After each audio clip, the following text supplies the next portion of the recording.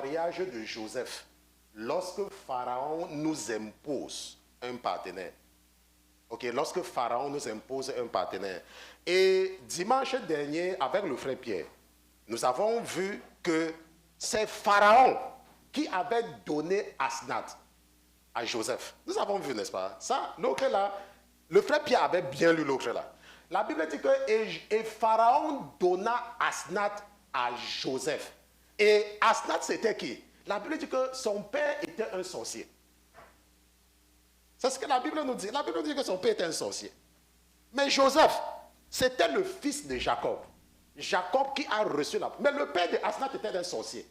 C'est pour cela que si tu n'as pas l'esprit de Dieu, quand tu vas voir une fille, elle est bien habillée. Elle est bien habillée. Tu ne connais même pas sa famille. Tu ne sais pas que c'est une famille de vampires.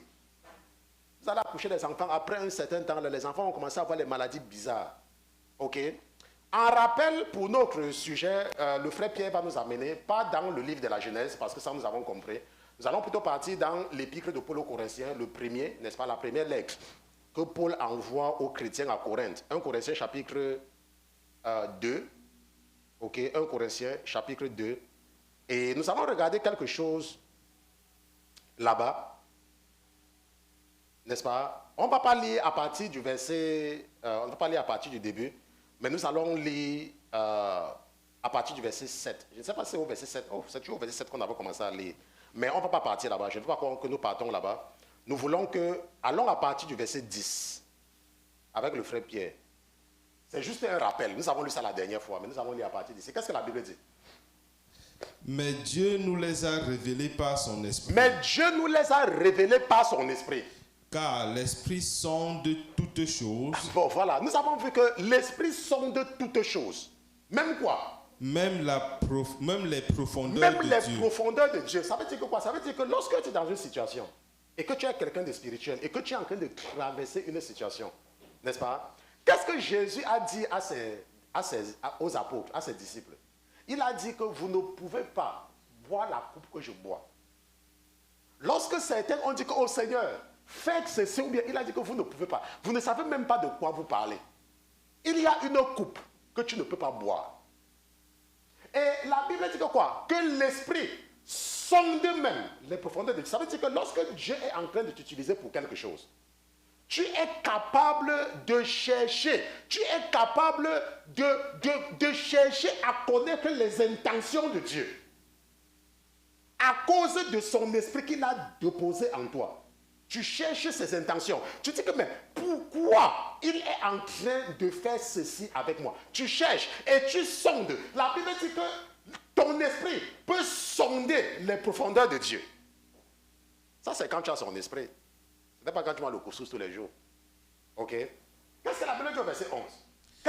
Car qui est ce qui connaît ce qui est en l'homme? Qui est ce qui connaît ce qui est en l'homme? Si ce n'est l'esprit de l'homme qui est en lui. Si ce n'est l'esprit de l'homme qui est en lui. De même aussi. De même aussi. Personne ne connaît ce qui est en Dieu. Si ce n'est quoi? Si ce n'est l'esprit de Dieu. Si ce n'est l'esprit de Dieu, tu ne peux pas. Si tu n'as pas l'esprit de Dieu, la Bible dit que est-ce que tu peux connaître ce qu'il y a dans l'homme? La preuve. Et je parlais avec une personne. Comment est-ce que tu peux imaginer que tu fais tout? Je dis que tu fais tout pour envoyer un enfant à l'école. Et demain, l'enfant l'a grandi et il t'insulte. Il y a les parents, nous savons, il y a beaucoup. Il y a les parents qui envoient les enfants dans les écoles chères. Et l'enfant est sorti de commencer à les insulter. Est-ce que l'autre là ne connaît pas? Ce n'est pas un enfant, beaucoup. Ok. Maintenant, qu'est-ce que le verset 12 dit? Pour nous, oui. Nous n'avons pas reçu l'esprit du monde, oui. Mais l'esprit qui vient de Dieu, oui. Pour connaître les choses qui nous ont été données de Dieu. Maintenant, nous savons donc qu'il y a ce qu'on appelle l'esprit du monde. Et le monde est symbolisé par l'Égypte dans la Bible. Dieu utilise l'Égypte comme le symbole du monde. Nous allons toujours bénir le Seigneur pour la vie, n'est-ce pas, de notre sœur qui avait offert ce matériel didactique à l'église. Maintenant, lorsque nous regardons le monde, c'est le monde. Et le monde que vous entendez là, Je vais prendre le rouge. Le monde, quand vous entendez parler du monde, Dieu nous aide à comprendre le monde par l'histoire de l'Égypte. Ok, l'Égypte. Donc, lorsque tu regardes ce que les enfants d'Israël faisaient en Égypte, ça te permet de comprendre ce que Pharaon, Satan, fait pour toi, fait contre toi dans le monde. Et ce que la Bible nous dit, c'est qu'il y a ce qu'on appelle l'esprit du monde. L'esprit du monde. Maintenant, nous savons, non, que lorsque les frères de Joseph sont venus en Égypte, les frères, c'était ses frères. Maintenant, et la Bible nous dit, et nous avons vu ça la dernière fois, que Joseph avait 17 ans. Quand tout a commencé, il avait 17 ans. Moi, mon fils, il y a mon fils ici, là, il est parti, il joue. Lui, là, quand il va grandir, il va le cogner. Parce que chaque fois, il me donne le travail. Donc, quand il va grandir aussi, je vais aussi le cogner. N'est-ce pas? Maintenant, lui, là, c'est un petit enfant. Il vient d'avoir, je ne sais pas quel âge. Joseph n'était pas comme lui quand on l'a vendu. Joseph avait 17 ans. Ça veut dire que quoi? Qu'il avait 17 ans. Voilà mon dernier fils. Il a peut-être que c'est 11 ans ou 12 ans. On ne peut plus oublier sa face. Est-ce qu'on peut oublier sa face? On ne peut pas. Il est grand. Mais Joseph avait 17 ans. Mais quand ses frères l'ont vu, est-ce que ses frères l'ont reconnu? Pourquoi? Pourquoi les frères de Joseph ne l'ont pas reconnu? Alors qu'il avait 17 ans quand ils l'ont vendu. C'est parce que lorsque tu es dans le monde, l'esprit du monde te transforme. Même tes propres frères ne peuvent pas te reconnaître. Pharaon va mettre la méchanceté dans ton cœur. Pharaon va mettre l'orgueil dans ton cœur. Pharaon va mettre la séduction dans ton cœur. Pharaon va mettre tout ce qu'il y a. Même tes propres frères ne vont pas te reconnaître. Pour votre information, Jacob a reconnu son fils parce que c'est un frère qui était parti dire qu'on a vu ton fils. Il rêvait, non? Pourquoi Dieu lui a pas dit que ton fils est en Égypte? Il faut craindre Dieu. Il faut le craindre. Jacob rêvait, non? La Bible dit que quand Jacob était chez Laban, Dieu lui est apparu et a dit que quitte d'ici et retourne là où je t'avais parlé parce que mais c'est Dieu qui... Bon, maintenant, la Bible dit que c'est à l'âge de 30 ans. Nous avons vu. Parce que Joseph, c'est comme un symbole, c'est comme une figure de Jésus. Vous regardez que l'âge de 30 ans dans la Bible, c'est un âge stratégique. La Bible dit que c'est à l'âge de 30 ans qu'on l'a nommé Premier ministre. À l'âge de 30 ans. Ça veut dire que pendant 13 ans, son père n'avait plus rêvé. Son père n'avait plus rêvé, il n'avait plus de rêve. Donc Dieu n'était plus. Non. Ok. La Bible dit qu'à 30 ans, à l'âge de 30 ans, il a été nommé. Et nous pouvons donc affirmer, et sans aucun risque de nous tromper, ça nous pouvons l'affirmer, que ce n'est pas à 30 ans que ses frères sont venus. Ses frères sont certainement arrivés parce que la Bible parle que le rêve c'était pendant 7 ans de ceci, pendant 7 ans de cela. Donc nous pouvons par extrapolation, ceux qui ont fait les mathématiques, n'est-ce pas? Ça veut dire qu'on peut pousser la borne. Pour vous qui ne comprenez pas, on n'a pas fait les mathématiques. Quand Dieu veut te bénir, il te demande d'aller à l'école. Il y a les gens, ils partent chez les faux pasteurs, on dit que va porter ton bic, je vais prier sur ça. Si tu n'étudies pas, tu vas échouer. Il y a quoi qui est compliqué sur ça? Oh, va m'apporter ton bic, je prie sur ça. Va m'apporter ton bic, je prie sur ça. N'étudie pas. Ok. Maintenant, lorsque nous regardons, n'est-ce pas, l'évolution dans le temps, supposons que ça c'était supposons que l'instant initial, ok, certains vont comprendre. Vous ne partez pas à l'école, il faut prier. On m'a dit qu'il y a les gens qui passent du temps à prier pendant les périodes d'examen. C'est Jésus. Attends, donc tous ceux qui ont le bar là, ils partent à l'église. Non, il faut étudier. Tu n'étudies pas, tu vas échouer. Un jour, mon épouse, elle ne voulait pas étudier. On m'a dit qu'elle va échouer. Je lui ai dit, elle a échoué. Elle dit que tu n'étudies pas, tu vas échouer. N'est-ce pas? Je remercie le Seigneur parce qu'après, elle a commencé à m'écouter. N'est-ce pas? Même votre sœur, elle voulait abandonner. Elle est maintenant en real estate. La sœur Christelle. Donc, si tu vas acheter une maison, tu peux lui demander de faire les papiers pour toi. Pour ceux qui cherchent les maisons là. On a maintenant parmi nous une personne qui est real estate. Je peux vous montrer mon message. La veille du jour qu'elle devait aller composer, je lui dis que tu composes demain. Elle me dit que parce que je ne sens plus que je vais partir. Je dis que ça a commencé. C'est ce que je lui avais dit. Je ne vais pas vous montrer parce que c'est confidentiel, n'est-ce pas? J'ai dit que donc tu as aussi commencé. Et elle est partie, elle est restée, elle s'est levée, je ne sais pas c'est à quelle. J'ai dit que tu dois pousser. Maintenant, je pouvais, n'est-ce pas, inventer que, oh, Dieu me parle, non? J'ai dit que Dieu m'a dit que tu vas passer. Je lui ai dit que non, tu dois étudier. Comme tu as déjà échoué peut-être quelques fois là, pousse seulement. Et tu as déjà les connaissances, étudie. Et elle est partie le lendemain et elle a repris et elle a passé. Est-ce que j'ai dit que viens parce que tu chantes dans mon église et je vais prier pour toi? Qui? Chante même pendant 1 heure. Si tu n'étudies pas, tu vas échouer. Mais comment? Maintenant, l'instant T égale à 0, là où tout commence, que la Bible nous raconte par rapport à Joseph, Joseph a 17 ans. Et la Bible dit qu'à l'instant T, quand il a 30 ans, on le nomme.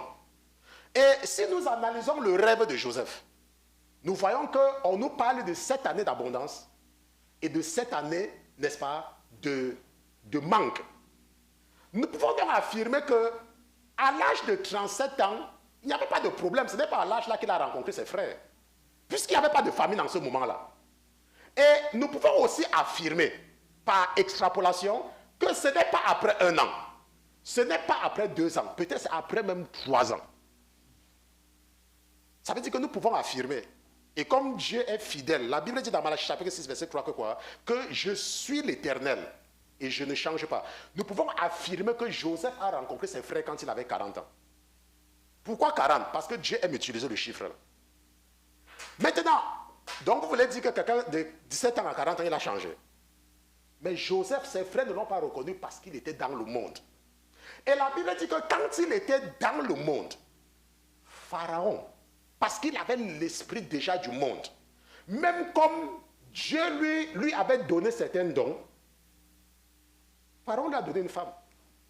Ça veut dire quoi? Ça veut dire que si tu n'as pas envie de prier, la probabilité pour que tu épouses une mauvaise femme, elle est de 0,9.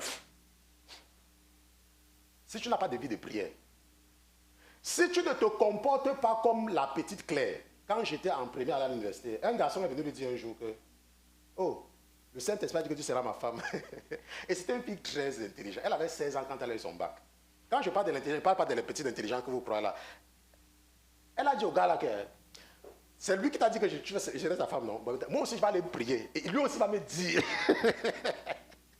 Oui, je vais aussi aller prier, il va aussi me dire. Attends, donc s'il est Dieu, ce n'est qu'à toi qui va parler. Il va aussi venir me dire. C'est ce que la sœur Claire avait dit à celui-là. Et c'est comme ça que l'histoire s'est arrêtée. Ok? Donc, nous pouvons donc dire que c'est à l'âge de 40 ans que ses frères vont le rencontrer. Et ils ne vont pas le reconnaître. Parce que quoi? Parce que, pourquoi est-ce que ses frères ne le reconnaissent pas? Puisque nous savons que c'est lui qui a reconnu ses frères, non? C'est lui qui a reconnu ses frères. Mais ses frères ne l'ont pas reconnu. Pourquoi? Parce qu'il était dans le monde. C'est pour cela que nous sommes en train d'étudier ce thème-ci-là, le mariage, lorsque Pharaon nous impose une femme. Si tu n'as pas une vie de prière et que tu es célibataire et que tu es en train de chercher une femme, laisse-moi te dire, le diable va te donner une femme. Et son visage ne va pas se faire voir en quelques mois. Dans mon pays, on dit que quand une femme cherche le mari, il y a un langage, on dit qu'elle rira ses griffes, non? Elle se comporte bien jusqu'à. Vous savez, quand une femme cherche un mari, elle sait que tu vas venir à 13h. Elle va tout laisser, elle va préparer une bonne nourriture. Elle va me demander quel est ton goût. Elle va préparer, tant que tu vas l'épouser, tu vas rentrer du travail, tu vas te servir toi-même. Et tenter même de lui dire que c'est moi. Elle va dire que mais tu n'as pas les mains. Il y avait un groupe de femmes là, quand le mari ne mangeait pas. J'ai dit que mais ton mari ne mange pas, ça ne te dérange pas. Elle dit qu'il mange sa part dans mon ventre. Quelqu'un il mange sa part dans mon ventre. Qui ne mange pas mon père, qui ne mange pas, il va manger sa part dans mon ventre. Alors que nos mamans, quand papa ne mangeait pas, ça les dérangeait. Pourquoi? Parce que si tu n'as pas une vie de prière, tu vas épouser certainement la mauvaise femme. Si tu n'as pas une vie de prière. Maintenant, je vous ai promis la dernière fois que, parce qu'il y a un don très important que Dieu a donné à Joseph. Et nous allons revenir là-dessus, seulement pour vous aider à comprendre. La dernière fois, si vous vous rappelez, je vous ai fait la promesse de vous enseigner sur le monde des rêves. Parce que, comme je vous ai dit, et comme je disais toujours au frère Pierre, lorsque nous avons commencé avec le ministère, c'est que Dieu ne construit pas une église avec les rêves. Okay? Les rêves ne peuvent pas construire un ministère. Parce que c'est un domaine que si tu ne fais pas attention, l'ennemi va te manipuler. Pourquoi? Parce que le monde dans lequel nous sommes, c'est un monde physique. Et j'ai commencé, c'est là où nous sommes arrêtés la dernière fois. Le monde que vous voyez, c'est un monde physique. Lorsqu'on parle du physique, on parle de ce qui est palpable, de ce qui est touchable, de ce qu'on peut ressentir. Et nous maintenant, nous sommes dans un monde physique. Et dans le monde physique, tu peux voir quelqu'un. Ok? Tu peux voir quelqu'un. C'est visible. Tu es dans le monde physique. Maintenant, mais il y a un autre monde qui est le monde spirituel. Et ce monde-là, c'est un monde qui n'est pas physique, qui n'est pas touchable. Mais si quelque chose t'arrive dans ce monde, ça va se répercuter sur le physique. Pourquoi? Parce que c'est le spirituel qui commande le physique. C'est le spirituel qui commande. Ce monde est en avance sur le physique. Lorsque le Seigneur était encore en train de me former comme un enfant, je ne dis pas qu'il ne me forme plus, je dis quand je commençais. Un jour, il m'a permis de me voir comme les trucs qui scintillent. Il y a un film, je vous ai raconté ça plusieurs fois, un film qu'on appelle La Matrice. Si tu n'as pas encore, je ne vous encourage pas d'aller voir les films, parce que les films, c'est le diable est dedans, ok? Mais pour comprendre ce que je veux vous dire, allez regarder le film qu'on appelle La Matrice. Ce film-là est vrai. C'est un film qui raconte les réalités spirituelles au niveau de la duplication, au niveau de ce que l'homme est en réalité. Et quand vous voyez dans le film de La Matrice, si quelque chose t'arrive, vous savez que Hollywood est dirigé par Satan. Donc les gens de Hollywood font beaucoup de révélations, mais on n'encourage pas les enfants de Dieu à aller là-bas parce que ça va les enseigner la magie. Et si tu n'es pas prêt, ça va te détruire. C'est comme si tu donnes le couteau à un enfant. Il va se blesser avec. Maintenant, donc, dans le monde spirituel, lorsque Dieu veut te parler, quand une divinité veut parler à un Dieu, à un homme, il parle de 4 façons. La Bible dit que Dieu nous parle de 4 façons. Et le frère Pierre va nous faire ce rappel. Tonton Pierre, nous allons voir les 4 façons par lesquelles Dieu nous parle. C'est écrit dans la Bible. Allons un peu dans le livre des Nombres, Nombres chapitre 12. Et nous allons voir quels sont les différents modes de communication entre Dieu et nous. Nombres chapitre 12. Nous allons lire à partir du verset... le frère Pierre va lire avec nous à partir du verset 5. Nombre chapitre 12, nous lisons à partir du verset 5. Qu'est-ce qui se passe là-bas? Et l'Éternel descendit dans la colonne de nuée, Oui. et se tint à l'entrée du tabernacle. Oui. Puis il appela Aaron et Marie. Oui, il appela Aaron et Marie. Et ils vinrent tous deux. Maintenant, nous voyons ici là que Dieu va les appeler par leur nom. Aaron, qui est le frère de Moïse, et Marie, qui est sa sœur. Dieu les appelle par leur nom. La Bible dit que l'Éternel va les appeler. Il va se tenir et il va les appeler. Premier mode de communication, c'est quoi ici? Face à face. Dieu peut te parler face à face. Dieu peut te parler et tu entends. Dieu, ce n'est pas l'abstrait. Quand il veut te dire quelque chose, il s'assure que tu vas comprendre. Avant que nous ne commençons avec les prières matinales, il me bombardait chaque fois. Il y a quelque chose que tu ne fais pas encore. Il y a quelque chose que tu ne fais pas encore. Et moi, je résistais parce que je savais ce que c'est. Je savais la responsabilité qui vient avec. Puisque quand tu peux commencer le travail de Dieu, ce n'est pas comme si tu commences aujourd'hui, tu arrêtes demain. Si tu commences, il faut savoir que c'est jusqu'à la gare. Et c'est pour cela que j'étais hésitant. Parce que je savais qu'à partir de maintenant, bye bye, réveil à 7 h du matin. C'est fini. Et nous savons que c'est fini, non? On ne se réveille plus à 7 h. Et les gens du monde, même qui ne prient pas là, ils se réveillent à 4 h 30. Mais les enfants de Dieu, parce qu'ils sont à l'aise, ils se réveillent à 7 h. Ils se lavent pendant 15 minutes comme les canailles partent au travail. Et quand tu arrives là-bas, tu te rends compte que tu as tué les preuves avec tes collègues. Pourquoi? Parce qu'ils ont passé le temps à invoquer les sorciers. Et toi, tu dormais pendant qu'on te faisait manger dans le rêve. Et quand Dieu dit, lève-toi le matin, consacre-moi ta journée, tu vois que c'est trop, tu dors. Lorsque j'étais malade, comment est-ce que le Seigneur m'a appris à me lever pour prier? Lorsque j'étais malade, il me réveillait vers 3 h du matin. C'est toujours autour de 2 h 30, 3 h 30, et je refusais de me réveiller. Et quand je me levais le matin, il fallait voir quelque chose. Et c'est là où j'ai appris à me lever pour prier. Mais vous voyez, quand vous êtes confortable, vous ne voulez plus prier, parce que rien ne vous arrive plus, n'est-ce pas? La Bible dit que Dieu va appeler Aaron et Marie, il va les appeler. Premier mot de communication. Maintenant, qu'est-ce qu'il va maintenant leur dire par la suite? Et il dit, Et il dit, écoutez bien mes paroles. ce n'est pas un prophète qui parlait, ça c'est Dieu qui parle. Il dit, écoutez bien mes paroles. Ça veut dire quoi? Ça veut dire que Dieu peut te parler. Tu entends. Il dit, écoutez bien mes paroles. Dieu peut te parler, tu entends. Il y a les gens, ils mangent le couscous. D'autres partent manger le haricot avec le pain. Et quand ils partent se coucher, ils rêvent. Oh, Dieu m'a dit. Attends, quel Dieu? S'il y a parmi vous, S'il y a parmi vous un s'il prophète, y a parmi vous un prophète, moi, l'Éternel, je me fais connaître à lui en vision. deuxième je mode de lui communication. parle en songe. Troisième mode de communication. N'est-ce pas? Parce que parfois, quand le pasteur disait qu'il y a 4 modes, vous croyez qu'on va écrire dans la Bible que premier mode et deuxième mode, c'est ta compréhension qui doit t'aider à comprendre. Moi, l'Éternel, écoutez mes paroles. Premier mode de communication. S'il y a parmi vous un prophète, moi, l'Éternel, je me fais connaître en lui en vision. Deuxième mode de communication. Et je lui parle en songe. Troisième mode de communication. Voilà, ça c'est écrit. Tu peux être un prophète et Dieu te parle en communication. C'est ce que je vous ai dit, non? Je vous ai parlé un jour du Cameroun, je vous ai parlé du président un jour aussi. Vous n'allez pas le voir. C'était pas ici quand je vous disais. Certains ont mal interprété en disant que oh, vous aurez un nouveau président. J'ai seulement dit que je ne le vois. C'est comme s'il a disparu, je ne le vois pas. Je vous ai dit ici. Lorsque Dieu est en train de te parler, il n'a pas besoin d'utiliser la radio ou la télévision. Il parle, mais il prend toujours un petit endroit. Parce que les gens qu'il choisit, ce ne sont pas les gens qui sont compliqués.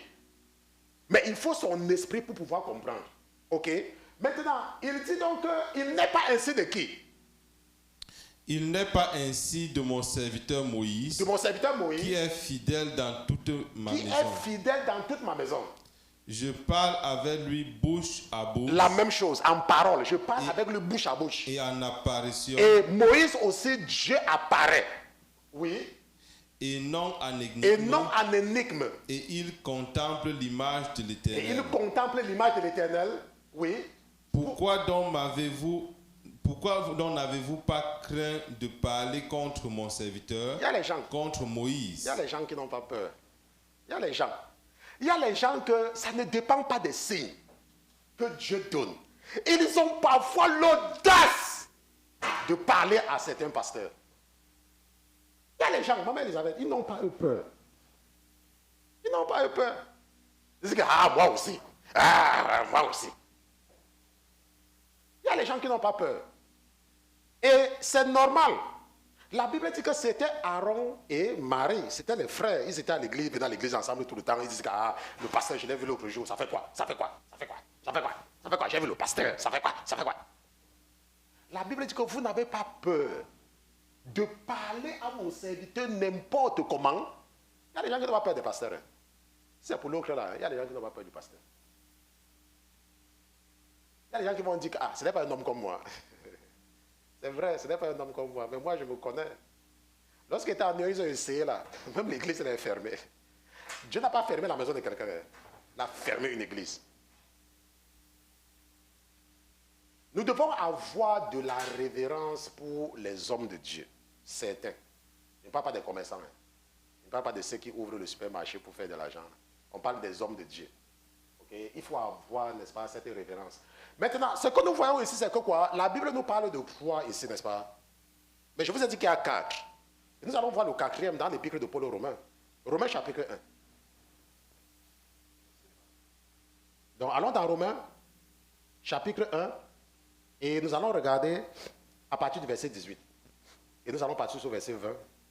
Je vais au 18 parce que je veux seulement que les gens aient la compréhension. Qu'est-ce que la Bible dit?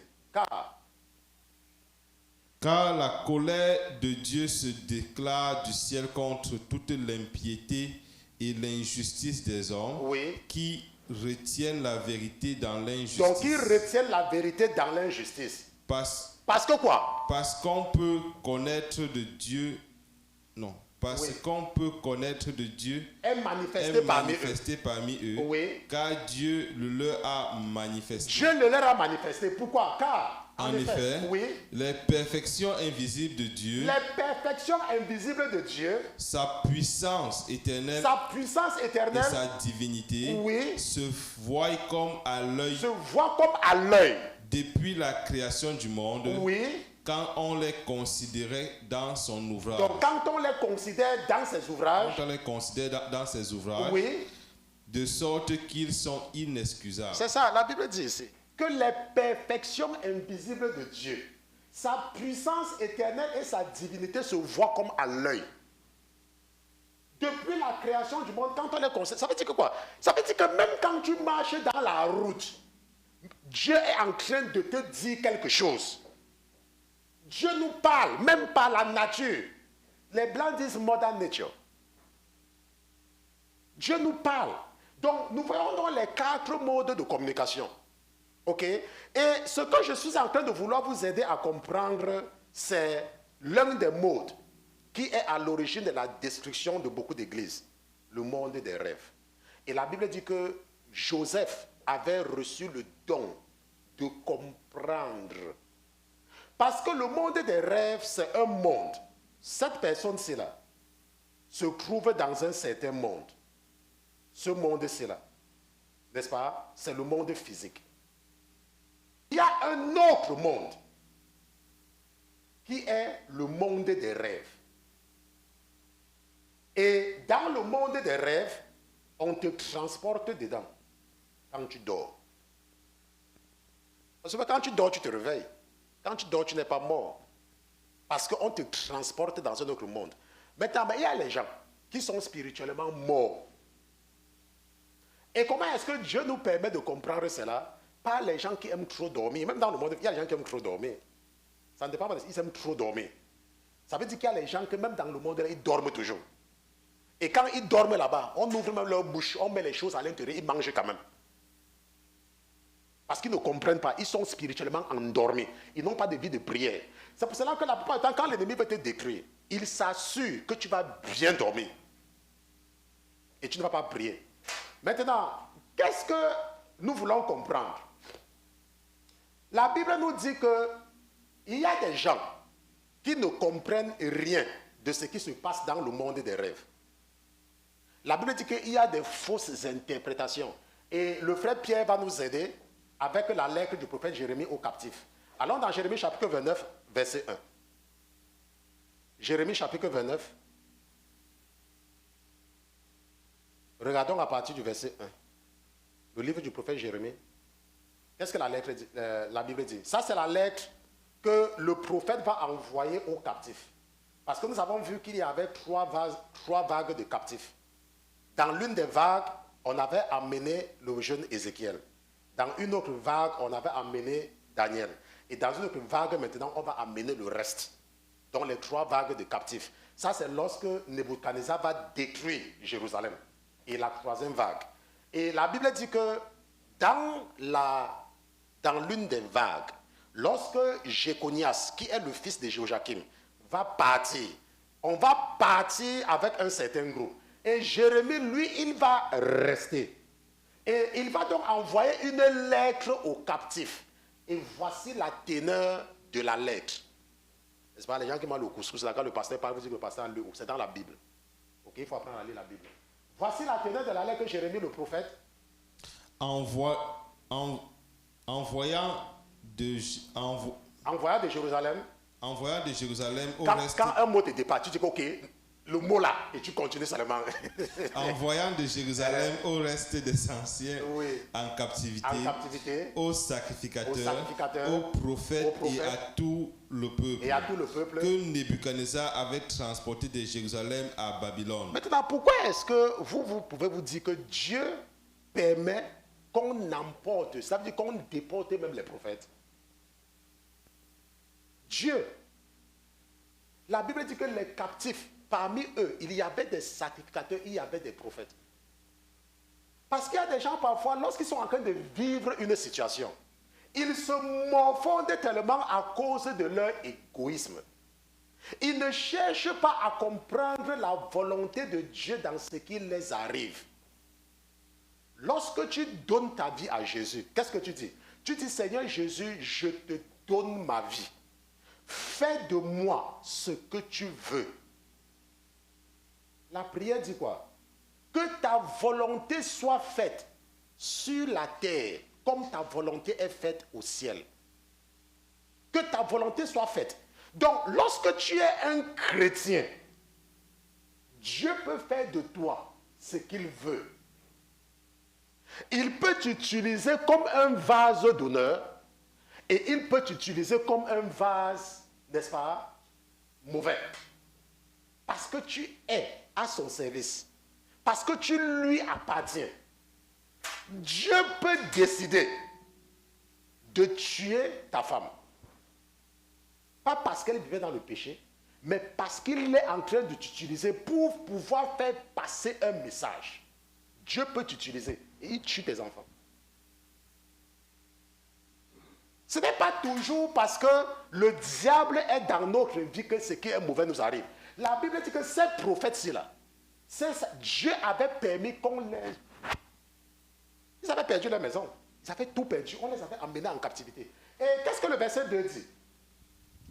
Après que le roi Jéconias... Donc Jéconias, c'est toujours Jéhoiakim, n'est-ce pas, le fils de Joachim. Donc c'est lui qu'on appelle Jéconias, oui. Avec la reine, les eunuques, oui, les chefs de Juda et de Jérusalem, oui, les charpentiers et les serruriers, oui, furent sortis de Jérusalem. Exactement, frapper le berger et les brebis vont se disperser. Donc si tu viens dans une église, comment est-ce qu'on fait pour détruire une église? On enlève les leaders. On fait que les leaders se cognent la tête. C'est fini. Si tu veux détruire une église, tu viens dans une église et tu fais que les leaders se cognent la tête. Maintenant, si Dieu veut renforcer une église, il va raffermir la relation entre les leaders. Pour que le diable n'ait même pas un moyen pour passer. C'est un principe. Moi, je comprends pourquoi et vous ne comprenez pas. Vous pouvez venir dans une église, hein. Vous croyez que vous allez partir dire quelque chose à une personne et l'autre va cacher à l'autre. Laisse-moi te dire. Parfois, quand Dieu est derrière quelque chose, il s'arrange que pendant que tu es en train de parler à quelqu'un, croyant que tu parles mal du pasteur, hein, au même moment, la personne est en train de texter tout ce que tu dis au pasteur. Parce que le diable est en train d'utiliser pour détruire.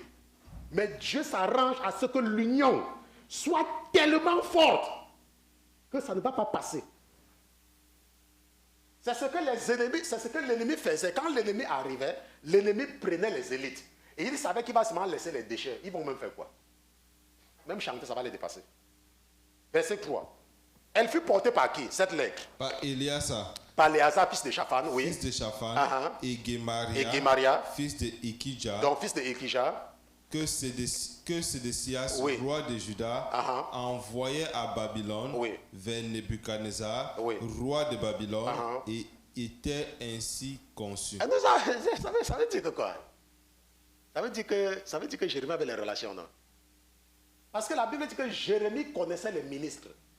Il y a des gens, ils pensent que quand on est un pasteur, ça veut dire qu'on va seulement prêcher aux gens qui habitent dans les trous. Non, ce n'est pas ça. Tu peux être un pasteur. C'est comme moi, je sais qu'il y a les ministres qui m'écoutent. Il y a les gens, beaucoup de personnes m'écoutent. Certains ont seulement honte de m'écouter dans les chambres. Dieu peut susciter quelqu'un pour parler seulement à un groupe de personnes. Et Jérémie parlait aux divinités. Pas aux divinités. Jérémie parlait aux autorités. La Bible dit qu'il avait envoyé la lettre par Éléazar, fils de Shaphan, Gemaria, fils de Ilkija, que Sédécias le roi. C'était les émissaires, c'était des ambassadeurs. Il a pris, il a dit, prends, toi tu ne connais pas l'ambassadeur de ton pays. Tu connais pas l'ambassadeur. Voilà, si je veux voir l'ambassadeur, même je me lève là, je pars. On lui dit, oh, il y a le pasteur Christian qui veut te voir, je vais venir, je vais te parler. Je vais te parler. Je vais te parler, tu vas m'écouter, tu vas même bien m'écouter. C'est pour cela que quand Dieu veut te bénir, si Dieu veut te bénir, il ne peut que te bénir par rapport à tes ressources. Maintenant, si tu refuses d'aller à l'école, et Dieu maintenant veut te bénir, il va te bénir jusqu'au niveau du bac. Puisque c'est ton niveau là-bas. Maintenant, si Dieu veut te bénir, il ne va quand même pas te bénir au niveau que tu ne peux pas supporter. C'est pour ça que moi je vous ai dit que je suis toujours contre les parents qui imposent à leurs enfants de lire la Bible de lundi à vendredi. Le travail de l'enfant, ce n'est pas de lire la Bible. Le travail de l'enfant, c'est de jouer et d'étudier. Dimanche, à l'école de dimanche, il peut venir, il y a un instructeur qui les enseigne peut-être une heure, c'est fini. Les enfants doivent partir où? À l'école. Pourquoi nous avons les lois païennes? Parce que les gens du monde envoient leurs enfants à l'école et ils deviennent des gens. Mais les chrétiens, oh, come and sit here and study the Bible. Quelle Bible? Come and sit here and study your lessons. Qu'est-ce que l'enseignant t'a enseigné à l'école? Et c'est comme ça que nous allons établir aussi des sociétés chrétiennes. Parfois, tu vas t'envoyer une vidéo. Un enfant en train de lire. Oh, I am going to do the local interpretment. Les enfants doivent aller à l'école. Quelqu'un dit que je vais envoyer mes enfants à l'école. Quelqu'un dit que je vais envoyer mes enfants à l'école. Attends, donc vous croyez qu'il n'y a que les enfants des autres pour devenir ministre? Il n'y a que les enfants des autres. Les enfants des autres, on croit que ton enfant n'a pas. Mais il y a des chrétiens qui pensent que quand on entend parler de directeur ou de ministre, ce sont les enfants des autres. C'est comme il y a des gens. Il y a des femmes qui assistent au grand mariage. Quand j'étais au pays, là, il y avait les femmes qui étaient spécialisées pour le mariage, les grands mariages. Mais elle-même n'est pas mariée. Hein. Mais pour elle, elle dit que non, je vais partir au mariage de ma copine. Et on dit que son mari, c'est quoi? Oh, elle a trouvé un grand type. Parce que dans mon pays, quand elle est riche, on dit qu'elle est un grand type. C'est pas grand type, on dit qu'elle est quoi? On dit que quoi quand elle est riche? C'est un boss. C'est un boss. Il dit que non, son mari c'est un boss. Son mari c'est un boss. Un voyageur. Un benguis. Bon, maintenant, laisse-moi te poser une question. Toi qui pars au mariage d'un benguis là. La fille qui épouse le benguis, elle te dépasse avec quoi? Mais parce que tu n'as pas la patience. Parce que tu cours derrière le premier aventurier et tu t'ouvres à lui. Si un homme a déjà ce qu'il veut, tu veux qu'il fasse quel effort encore pour t'épouser? Mais tu vas partir. Non, il faut que je lui donne goutte. Parce que sinon il va partir. Qu'il parte. Verset 4. Ainsi a dit l'Éternel des armées. Ainsi a dit l'Éternel des armées, le Dieu d'Israël, à tous les captifs que j'ai transportés de Jérusalem à Babylone. Moi-même, c'est moi qui les ai transportés, oui. Bâtissez des maisons. Bâtissez des maisons. Et habitez-les, oui. Et les habiter. Et les plantez des jardins. Plantez des jardins. Et mangez-en les fruits. Et mangez-en les fruits. Prenez des femmes. Prenez des femmes. Et ayez des fils et des filles. Oui. Prenez des femmes pour vos fils. Prenez des femmes pour vos fils. Et donnez des maris à vos filles. Et donnez des maris à vos filles. Afin qu'elles enfantent des fils et des filles. Et des filles. Multipliez-vous là-bas. Oui. Multipliez-vous. Et ne diminuez point. Et ne diminuez point. Cherchez la paix de la ville où je vous ai transporté. Il dit que c'est moi qui vous ai transporté là-bas. Oui. Priez l'Éternel pour elle. Et priez l'Éternel pour elle. Car dans sa paix, vous aurez la paix. Vous aurez la paix. Car ainsi a dit l'Éternel des armées. armées. Ainsi a dit l'Éternel des armées. Le Dieu d'Israël. Le Dieu d'Israël. Que vos prophètes qui sont parmi vous. Que vos prophètes qui sont parmi vous.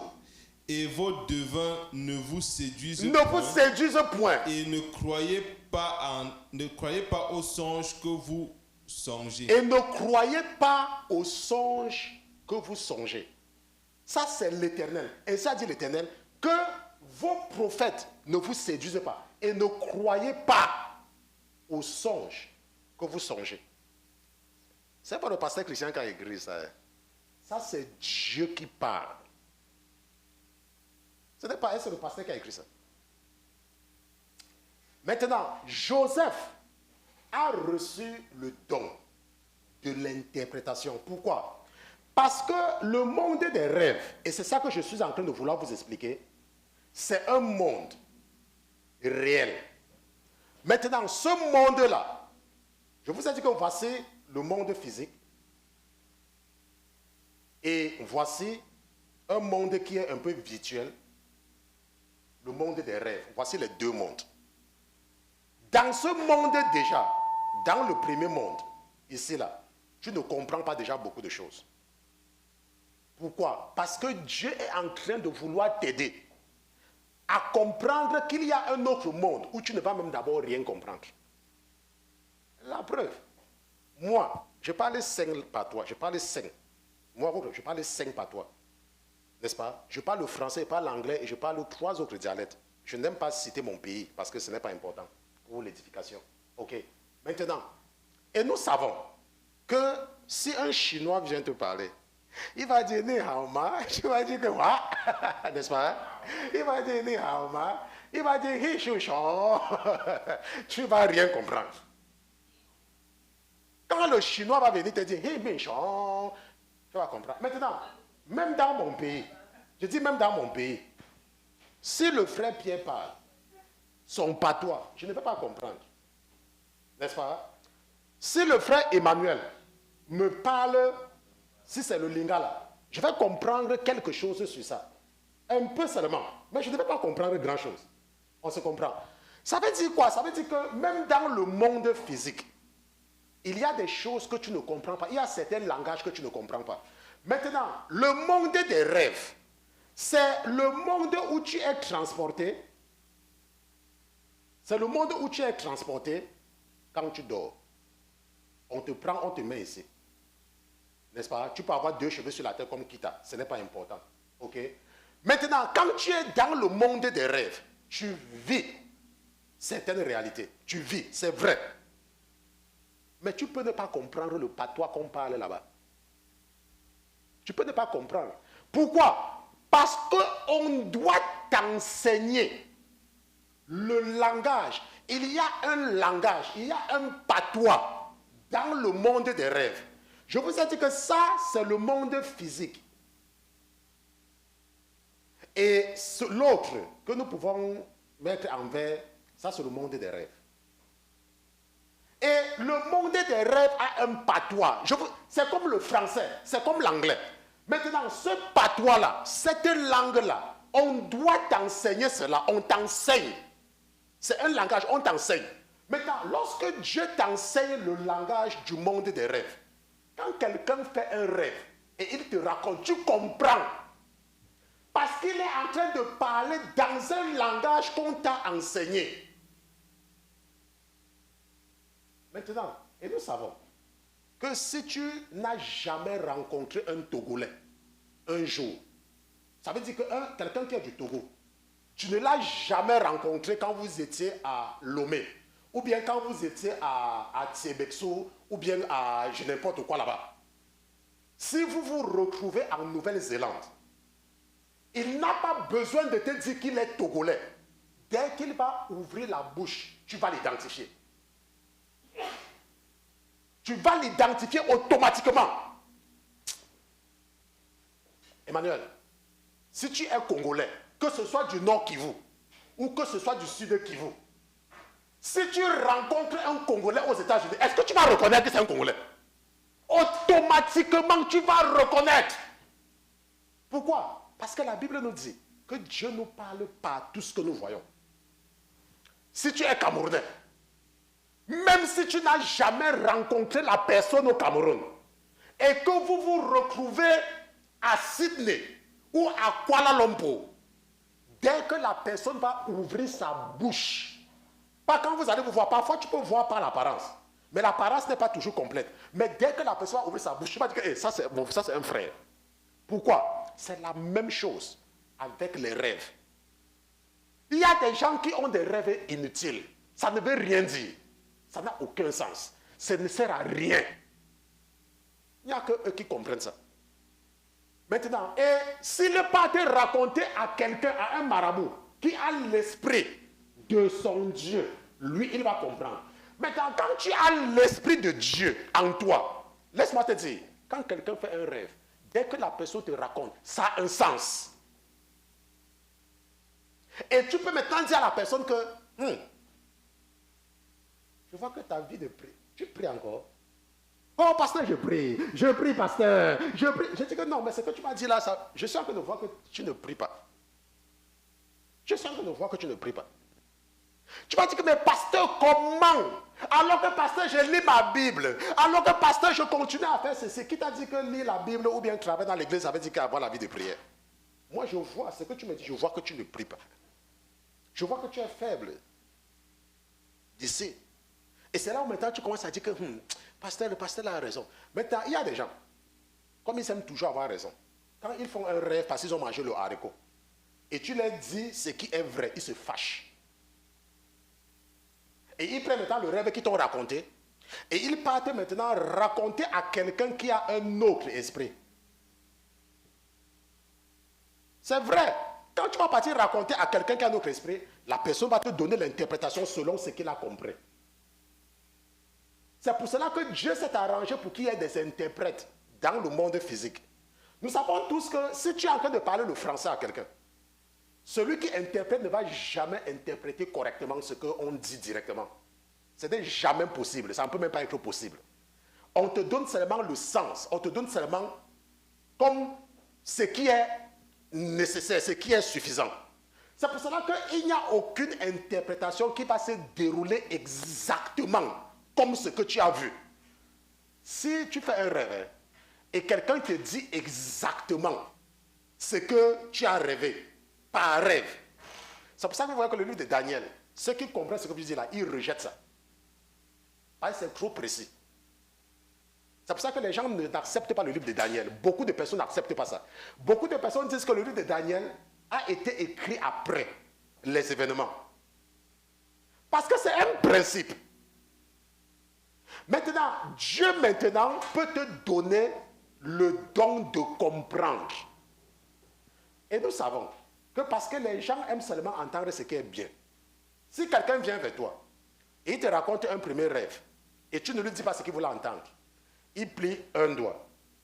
Comme l'enfant là qu'on avait dit de compter 10 heures. On dit que tu peux compter 10 heures, Bobo. Il dit que 10 heures. Ah, je peux compter 10 heures. Compter 10 heures, c'est quoi? On dit, ok, compte les heures. Il dit que 1 9. On dit, ah, 2 9. On ne dit pas 2 9, on dit 2 heures. Il dit, ah, 2 heures. On dit, 3 heures. Ah, 4 heures. Non, on ne dit pas 4 heures. On dit 4 heures. Il dit, n'est-ce pas? Il va dire que, Il dit après 5 œufs. On dit que non, on dit 5 œufs, n'est-ce pas? On commence à après dire que mais c'est quoi l'histoire des œufs et des neufs et les œufs et les machins trucs, vous voyez? Donc il y a des gens parfois, quand ils viennent te raconter un rêve, et tu leur dis ce que c'est, ils disent que non, ce n'est pas ce que moi je pensais. Il part te raconter à quelqu'un d'autre, la personne dit ce qu'il voulait comprendre, il dit que ok, c'est bon. Après il vient encore raconter un autre rêve, tu donnes encore, il dit que non, ce n'est pas ce que je voulais entendre. On se comprend? Maintenant, comment est-ce que tu fais pour comprendre un rêve? Nous avons vu tout à l'heure qu'il y a l'esprit de Dieu et il y a l'esprit du monde. Le frère Pierre, lui, n'est-ce pas? Dans le premier épître de Paul aux Corinthiens, chapitre 2, la Bible dit qu'il y a l'esprit du monde. Ça veut dire quoi? Ça veut dire que si tu as l'esprit de Dieu en toi, cet esprit-là va t'aider à comprendre la mentalité de Dieu. Nous avons vu que l'esprit-là va t'aider à sonder les profondeurs de Dieu. C'est pour cela que si tu viens me voir, laisse-moi te dire, je m'en fous si tu es en train de jeûner pendant 40 jours et tu viens me dire, tu viens dire au pasteur Christian, qu'au pasteur, j'étais en train de jeûner parce que je ne comprenais pas ceci. Et Dieu m'a révélé que ma soeur part chez les marabouts et que ma soeur veut me tuer. Laisse-moi te dire, le rêve là, je ne dis pas que tu n'as pas rêvé. Je ne suis pas en train de dire que tu n'as pas rêvé. Moi, je ne dis pas que tu n'as pas rêvé, mais le rêve que tu as fait là, c'est entre toi et la personne qui t'a montré ça. Parce que quand tu connais la mentalité de quelqu'un, tu sais ce que la personne peut faire et tu sais ce que la personne ne peut pas faire. Ça, c'est un principe divin. Je sais que Dieu peut faire ceci et je sais que Dieu ne peut pas faire ceci. C'est comme tu vas me dire, est-ce que Dieu peut demander à quelqu'un de tuer son enfant? Il nous a prouvé qu'il ne peut pas en utilisant Abraham. Donc tu peux me dire que tu es en train de tuer tes enfants et c'est Dieu qui est en train de te dire de tuer tes enfants. Il a dit à qui de tuer son enfant jusqu'à on a vu. Donc il y a des principes. Donc si tu viens me voir, tu me dis oh pasteur Christian, j'ai fait tel rêve. Le pasteur va te regarder, le pasteur va te regarder, le pasteur va te regarder. Maintenant, ce que nous sommes en train de vouloir comprendre également, c'est que c'est pas le rêve que Dieu a révélé à Abraham que ses enfants devaient être esclaves pendant 400 ans. Ce n'est pas le rêve. Le frère Pierre va nous aider à comprendre cela. Genèse chapitre 15, verset 12. N'est-ce pas? Juste pour arrêter avec ces rêves, avec les rêves. Genèse chapitre 15. Ne prenez pas note. Hein. Même mes élèves à l'université ne prenaient pas note. Mais quand on va venir vous poser les questions là, vous allez voir. Il y a des gens qui ne prennent pas note. Je me rappelle quand j'étais enseignant là, tu vois, quand je parlais, on dit monsieur Christian arrive, monsieur Christian arrive, monsieur Christian arrive. Quand je parle, ils sont contents. Ils écrivent. J'ai dit que je vais vous interroger, hein. Monsieur, parlez seulement monsieur. J'ai dit, je vais vous interroger. Vous savez, quand il dit des choses, c'est qu'ils ne prennent jamais de notes là. Et comment on dit que mais le pasteur avait dit ça quand? Le pasteur avait dit ça quand? Il faut prendre les notes. Hein. Genèse chapitre 15, verset 12. Qu'est-ce que la Bible dit? Et comme le soleil allait se coucher, un profond sommeil tomba sur Abraham. Un profond sommeil tomba sur Abraham. Sur Abraham. Sur Abraham, oui. Sur Abraham. Et voici une terreur, une obscurité profonde tomba sur lui. Et l'Éternel dit à Abraham. Maintenant, Abraham était éveillé ou il était couché? Abraham, la Bible dit qu'un profond sommeil tomba sur lui, n'est-ce pas? Et l'Éternel maintenant va lui dire pendant qu'il dort. Mais nous savons que Dieu parlait à Abraham aussi. Dieu lui parlait. Mais dans ce cas, la Bible dit que Dieu va faire tomber un profond sommeil sur lui. C'est pour ça qu'il y a parfois les gens qui me disent que, oh pasteur, après là, quand on a fini de prier, pasteur, il y a une soeur qui m'a envoyé un message, elle me dit que, pasteur, quand vous êtes en train de diriger la prière, pasteur, je ne sais pas ce qui s'est passé. Un sommeil m'a pris pendant la prière. Et le sommeil, c'était un court sommeil, pasteur. C'était un court sommeil, pasteur. C'est vrai. C'est vrai. Le pasteur peut être en train de prier et Dieu veut te faire passer un message. Il fait tomber un court sommeil sur toi et il te passe un message et il te réveille. C'est vrai, c'est là. La Bible dit qu'après ça, un profond sommeil, et l'Éternel va lui dire dans ce profond sommeil, qu'est-ce qu'il va lui dire? Sache que ta postérité sera étrangère dans un pays qui ne lui appartiendra point, et qu'elle en servira les habitants, et qu'ils l'opprimeront pendant 400. N'est-ce pas? Donc Dieu avait dit à Abraham que tes enfants seront esclaves dans un pays étranger pendant 400 ans. Maintenant, comment est-ce que ça devait s'accomplir? Comment est-ce que ça devait s'accomplir? Comment est-ce que la parole de Dieu devait s'accomplir? Comment? Puisque Dieu parle à Abraham pendant qu'il est à Canaan. Mais comment donc ses enfants vont se retrouver là-bas? Comment? C'est pour ça que nous devons craindre Dieu. Il y a des choses qui nous arrivent que nous ne pouvons pas comprendre. Et que le seul moyen pour nous de ne pas devenir fous, c'est d'observer. Parce que la Bible a dit que quoi? Que l'esprit sonde. Il y a des choses qui peuvent t'arriver que tu ne peux pas comprendre. Tu ne peux pas comprendre pourquoi tu es à l'église aujourd'hui. Tu ne peux pas comprendre pourquoi tu ne seras pas à l'église demain.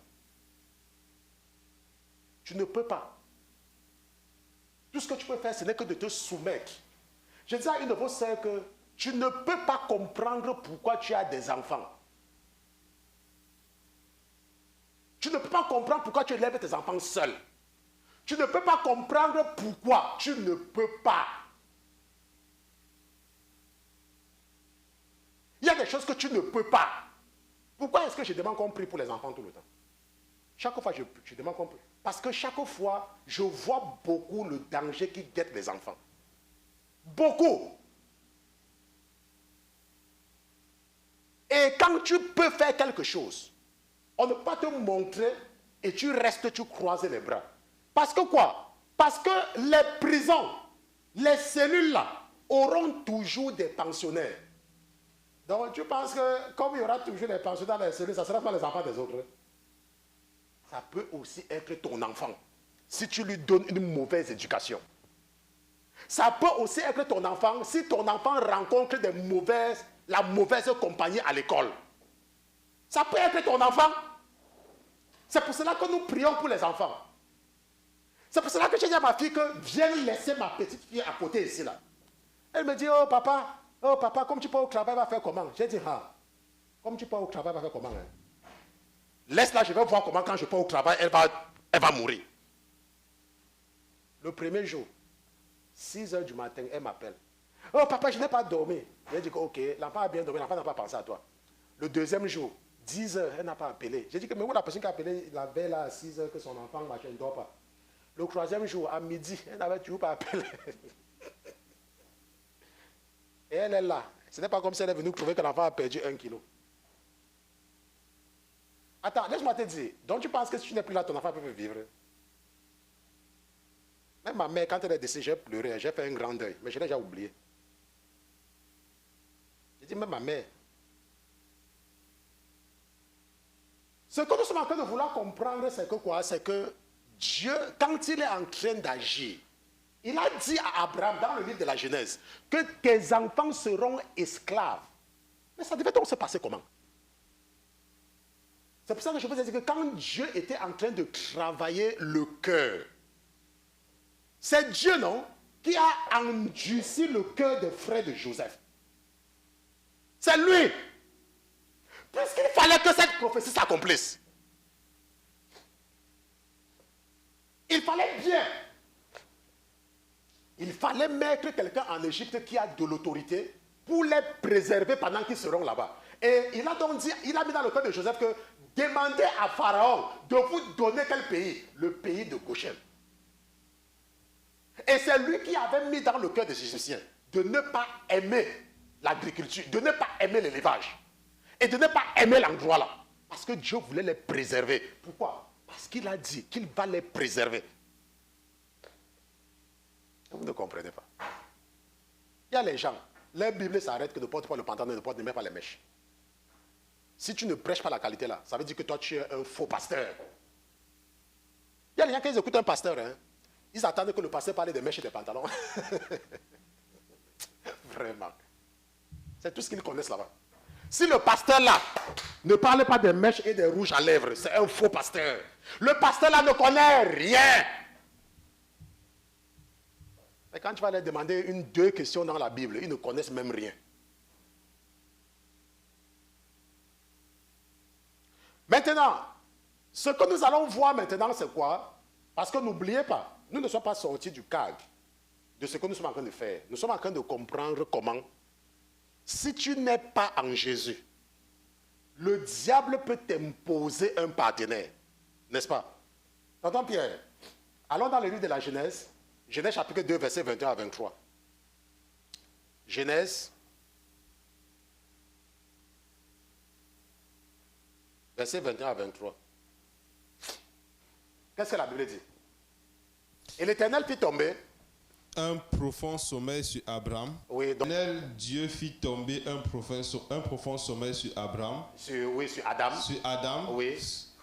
Qui s'endormit. Donc il s'endormit. Et il prit une de ses côtes. Et il retira la chair à sa place. Il retirera la chair à sa place. Et l'Éternel Dieu forma une femme de la côte qu'il avait prise d'Adam. Donc, et l'Éternel forma une côte. N'est-ce pas? Et l'Éternel forma une femme de la côte qu'il avait prise. Et la fit venir vers Adam. Et la fit venir vers Adam. Et Adam dit. Et Adam dit. Celle-ci enfin est os de mes os. Est os de mes os. Et chair de ma chair. Et chair de ma chair. Celle-ci sera nommée femme. Celle-ci sera nommée femme. En hébreu Isha. En hébreu Isha. Car elle a été prise de l'homme. Car elle a été prise de l'homme. En hébreu Ish. Bon, maintenant, vous savez que la Bible dit que tout édifie. Tout est utile, mais tout n'édifie pas. Je vais esquiver quelque chose ici, là. Ok, je vais esquiver. Parce que je n'ai pas envie de créer des problèmes inutiles. Maintenant, mais ce que nous voyons ici, c'est quoi? C'est que Dieu a pris quelque chose de l'homme pour faire son partenaire. Et la seule chose sur laquelle je vais insister ici, là, parce que je peux dire quelque chose ici qui ne sera pas bien pour certaines personnes qui sont passées spirituellement matures. Je vais seulement insister sur le verset 22. La Bible dit que quoi? Que et l'Éternel la fit venir vers Adam. N'est-ce pas? C'est Dieu qui va donner Ève à Adam. C'est Dieu. C'est Dieu qui prend et il te donne. Maintenant, nous avons vu aussi que quand tu es dans le monde, qui te donne ta femme? C'est Pharaon. Et nous voyons que lorsque tu es en Christ, c'est Christ qui te donne ta femme. Il dit, voici ta femme. Il dit que voici ta femme. Il a pris. La Bible dit que l'Éternel avait pris Ève. Adam ne savait même pas où Ève se trouvait, puisqu'il dormait. La Bible dit qu'on avait fait tomber un profond sommeil. Je ne sais pas s'il était arrivé. Celui qui dormait encore. Et comme il aimait beaucoup travailler, il travaillait. Mais la Bible dit que Dieu va venir pendant qu'il est en train de travailler. Il va dire que Adam, je suis sûr que Adam était en train de dire que voici ta femme. Mais qui va les amener à faire l'erreur? C'est sur la même femme, non? Ça veut dire que ce n'est pas parce que Dieu t'a donné une femme qu'on n'aurait pas les problèmes. Ce n'est pas... Parce que quand ça a commencé là, elle a dit, oh, qui a fait? Oh, c'est la femme que tu m'avais donnée. Et toi, pourquoi tu as fait ça? Oh, c'est le diable qui avait donné. Mais ce que nous retenons ici, c'est que c'est Dieu. Maintenant, ça veut dire quoi? Ça veut dire que si tu es un chrétien, ou alors si tu es une chrétienne, et tu ne passes pas le temps avec les chrétiens, parce qu'il y a les gens qui viennent seulement à l'église le dimanche, en semaine-là, ils font tout ce que le monde fait. La probabilité pour que tu rencontres Asnat est très grande. Pourquoi? Parce que ce que Asnat va faire, Asnat ne va pas s'intéresser à toi. La Bible dit que quoi? Que c'est quand Joseph a été fait premier ministre que Pharaon lui a donné une femme. C'est ce que la Bible nous dit, non? Ça veut dire quoi? Ça veut dire que si tu ne t'intéresses pas, si tu ne viens pas à l'église, si tu n'es pas au milieu des enfants de Dieu, et que tu es beaucoup intéressé dans le monde, et que tu es beaucoup en Égypte, les femmes vont s'intéresser à toi là-bas. Mais quand elles vont prendre les renseignements sur toi, ça sera qu'il fait quoi? Ça sera qu'il travaille où? Ça sera que toi-même là, tu vas te présenter aux gens par rapport à ton lieu de travail. Vous savez qu'il y a les gens, quand tu les demandes qu'est-ce que tu fais, ils vont dire que je travaille là. Ils vont comme ça, ils travaillent là. N'est-ce pas? Il y a même les gens, ils sont même, je ne sais pas, on appelle c'est quoi là. Quand ils veulent envoyer des photos en Afrique, ils portent la blouse blanche des médecins, ils envoient sa mère. Et vous savez que les mamans, pour elles, quand leur fils travaille quelque part, le fils est le chef. Vous savez que c'est comme ça qu'elles font. Oui. Donc, quand elle envoie la photo, la blouse, même si c'est qu'il a porté l'habit des gardiens, les security guards là, elle montre à la fille au village que mon fils est policier aux États-Unis. Mon fils est commissaire. Et maintenant la fille aussi, comme elle a aussi vu la tenue, n'est-ce pas? Elle dit que c'est comme ça que les gens du monde se comportent. C'est comme ça que les gens du monde se comportent. Les gens du monde regardent le titre. Les gens du monde, parce qu'ils n'ont pas l'esprit de Dieu, ils ne regardent pas à l'avenir. Ils ne regardent pas le potentiel. Le potentiel. Il y a ce que tu vois dans une femme. Le potentiel. Tu regardes et tu vois le potentiel. Peut-être aujourd'hui, elle n'a rien. Je dis que peut-être aujourd'hui, elle n'a rien. Mais il y a d'autres. Elle ne comprend même rien. Mais tu ne vois toujours pas. Tu ne vois pas, hein. Tu ne vois pas. Tu ne vois pas que tu lui as dit de faire seulement un petit truc. Ça l'a dépassé. Mais tu es aveuglé parce que tu veux seulement aller à Jérusalem. Tu ne vois pas que le gars, si je vois, il est intelligent. Quand je le vois, il raisonne. Il raisonne. Peut-être pour le moment là, il n'a pas encore les papiers. Peut-être. Mais je vois quelque chose dans le type C. Il sera quelque chose. Je vois, il sera quelque chose. Non, tu ne vois pas. Tu attends rencontrer celui qui est déjà quelque chose. Laisse-moi te dire. Le type qui a déjà quelque chose là, hein, tu connais combien de familles il a trompé? Tu connais combien de familles il a trompé? Tu ne vois pas. Tu cherches seulement ce qui est déjà fait. Avant d'être fait là, hein, il y a aussi une femme quelque part qui est aussi en train de calculer son... J'ai mon ami d'enfance, il est médecin, il est au Canada. Je prie toujours qu'il donne aussi sa vie à Jésus. Mais, lorsque nous étions des étudiants, lui, il était à l'école de médecine. Et il avait une jeune fille là. La fille là, elle se comporte comme les gens de mon pays d'une certaine province. Eux là, si ce n'est pas que tu es dans la fonction publique, ou alors que tu es dans une école de formation, elle ne sort pas avec toi. Elle calcule les gens. Vous connaissez, je ne sais pas, vous connaissez, il y a les gens comme ça. Ils sont, pour qu'elles s'intéressent à toi, je vous assure, il y a des filles comme ça. Soit tu es dans une école de formation de la fonction publique, soit tu es un adulte. Ce n'est pas vrai. Il y a des filles, je vous dis, c'est comme ça qu'elles se comportaient. Elles savaient. Mais maintenant là, je pars au mariage. Le mariage de qui? Elle va épouser un boss. Donc elles vont épouser les boss. Toi, tu seras en train d'épouser les motos-taximens. Et puis tu vas dire que c'est la volonté de Dieu. Ce n'est pas la volonté de Dieu. C'est Pharaon qui veut t'imposer un partenaire. Il faut apprendre à regarder le potentiel. Mais quand tu es dans la maison de Dieu, pourquoi est-ce que le pasteur passe le temps à... Si je parle à 10 personnes, 9 personnes, c'est toujours les problèmes que mon mari ne voit que je prie. Mon mari ne voit que je prie. Mon mari ne voit que je prie. Mais comment est-ce que tu t'es retrouvé avec un homme qui ne voit que tu pries? Comment? Pourtant, si tu as rencontré ton mari dans l'église, laisse-moi te dire, il peut se plaindre, hein? Il peut se plaindre que tu pries trop, mais il ne va pas t'empêcher de prier. Mais si tu tombes sur un païen, il y a un autre qui m'a dit que l'ennemi voulait la détourner. Il a mis dans le cœur de son mari que, ok, tous les soirs, nous allons prier ensemble. Donc, quand le soir arrive, chérie, viens, on prie. Elle s'est dit que son mari a changé, non? Que maintenant, il prie. Elle dit, chérie, viens, on prie, chérie, viens, on prie. Un jour, il y a le programme de prière de l'église. Elle est donc partie prier. Il s'est fâché. Hein? Donc, tu préfères la prière de l'église à notre prière? Je ne veux même plus que tu pries là-bas. Donc, c'est ça le plan. Pour l'empêcher de faire autre chose. Quand tu as l'esprit du monde, c'est comme ça. N'est-ce pas? Quand tu as l'esprit du monde.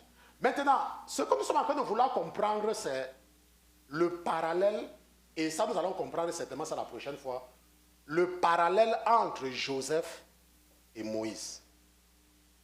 Parce que ce que nous allons voir, c'est que quoi? Moïse, il était en Égypte, non? Et qu'est-ce qui s'est passé? Ce qui s'est passé, c'est que Dieu l'a appelé. Et en fuyant, malheureusement pour lui, il a fait comme beaucoup de personnes font.